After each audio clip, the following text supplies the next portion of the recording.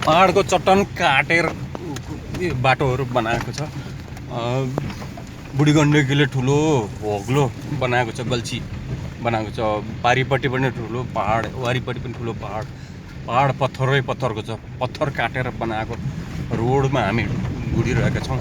माछी खोला जान अझै धेरै नै समय लाग्ला जस्तो छ। यी पहाडहरू छिचोलेर जानुपर्ने सालका बुट्टाहरू देखिन्छ।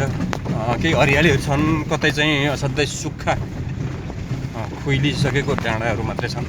सम्भवतः यहाँ चिसो समयमा बेसकन हिउँ पनि पर्दो हो भन्ने चाहिँ लाग्छ। अहिले चाहिँ हामी घाम लागिसकेको छ, आकाश खोलिसकेको छ। हाम्रो बत्तीको लट्ठाहरू पनि देखिन्छ, बत्तीको सुविधा पनि छ, बाटोको सुविधा पनि छ। र यति मात्रै सम्पूर्ण पूर्णता त होइन हुन त, तैपनि यति विकट ठाउँमा यसरी पहरा खोपेर बनाएका बाटाहरूले पनि केही सहज त बनाइदिएको छ गाडी हुनेहरूलाई, अथवा गाडीको सुविधा भएको बेलामा त मजासँग जान पाइन्छ। यता माथि हुँदो बस चाहिँ चल्दैन भन्ने सुनेको। मसिना जिपहरू चाहिँ, बोलेरो जिपहरू चाहिँ चल्छ। यो पहाड देख्न सकिन्छ। पहाड खन्न गाह्रो नै भयो होला, यो सायद सेनाले बनाएको बाटो हो के अरे। माथि माछी खोलासम्म ठुलो गल्छी परेका ठाउँहरू छन्।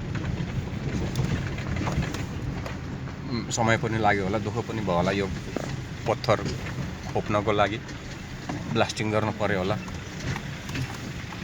परिश्रम निकै पर्यो। त्यसो गरिकन बनाएको बाटोले यति सजिलो भएको छ, हामी आज यहाँसम्म आइपुग्न सम्भव भएको छ। नत्र त असम्भव ठाउँ नै हो, हिँडेर आउनु पर्थ्यो।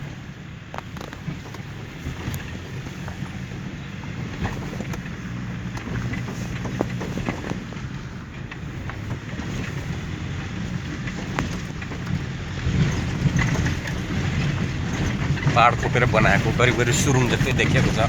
यतापट्टि पनि दायाँपट्टि पनि डिस्को छ, बायाँपट्टि त यसै पनि पहाड हुने भयो।